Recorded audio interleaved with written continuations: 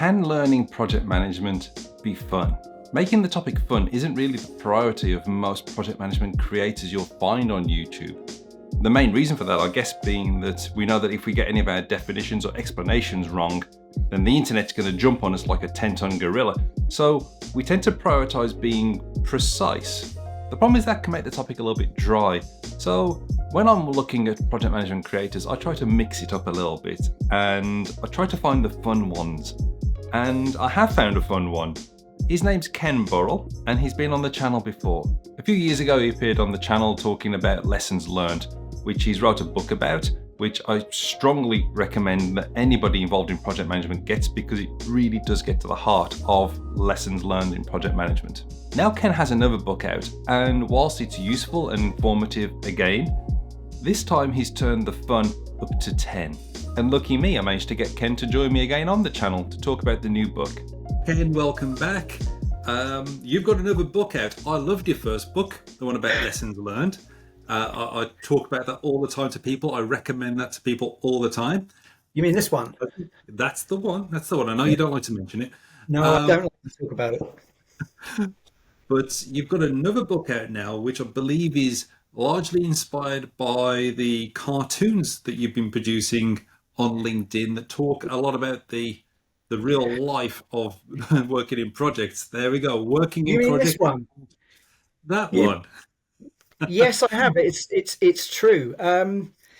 So what's been going on is that every Friday I've been putting out a comic strip. I call the series all change, because when you're working in projects, it's all change. And the idea behind that series is to poke fun at some of the absurd and ridiculous situations that crop up when you're working in a change environment, in a change situation.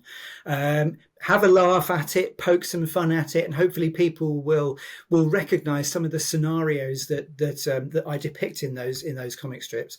Most of which I would add come from real situations that I've either experienced myself or people tell me about that they've experienced. One thing, though, that I wanted to do with this comic strip series, so there are other business-based comic strips out there, one of which starts with D and rhymes with Gilbert. And criticisms have been levelled at those types of comic strips in the sense that they point out something about business that's absurd or ridiculous, and effectively point at it and say, it's broken, isn't it funny, ha ha ha, which is great and fun. But something that I wanted to do with this series, I wanted to take it a step further, so that as well as pointing out something that was broken, I talk about the reasons why that kind of scenario arises in the first place, and what we might be able to do to prevent it happening, how you might remedy that kind of situation. So what I've got here in this book, this is the first 100 comic strips. And you can see here that we've got a comic strip, not that one. We've got a comic strip, and then we do a bit of talking about what the comic strip is about and the situation it depicts. And what I've tried to do with this is to arrange them under content topic headings, if you like, because I think that one of the great things about this kind of device is that you can use humor to make a really serious point. So in situations where there are people out there, they may be project managers, they may be in PMO, who need to make a serious point, but want to do so with a light touch, they can find a comic strip that talks about that situation, and they can use that with their stakeholders, or they can use it in training to explain that situation in a light-hearted way and maybe draw to people's attention that perhaps something ought to be done about it.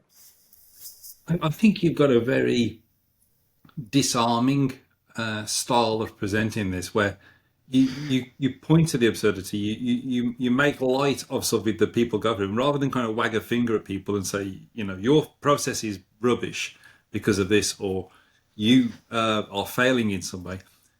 You merely reflect what people are experiencing, and I think that's relatable. I think people see these posts that you've been doing, and they just can't help but relate to it, and then they lean into, well, oh, look, you've got some advice on this situation as well, which is, the unexpected extra value that you get from those posts. with these comic strips, we aim to make people smile, and to make them think. And if all that happens is they smile, then that's fine. That's great. It's achieved its purpose in being there. But if we can also make people think about what they've seen and think, yeah, that is funny. It is wrong. Is it right that is it right that that situation should persist? What can we do about it?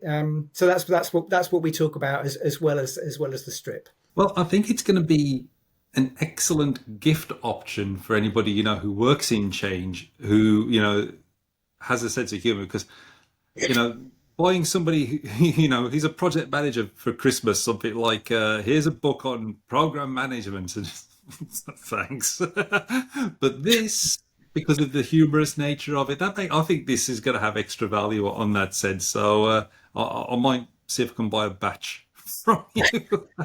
Well, I hope people see the value in it. So we'll be launching this International PMO Day, which is the 14th of May 2024. And during the week of International PMO Day, the book will be available at a promotional price. So it's available in Kindle form and also in this lovely glossy paperback that you see here. And it'll make a great present for the project manager or the PMO person in your life on International PMO Day. And I've forgotten what I was going to say next. So I need to have a little think and a slurp of tea. And maybe I'll remember. Something about good branding, perhaps. I don't know what you mean. Are you talking about this and this and this and this by any chance? I thought I was shameless.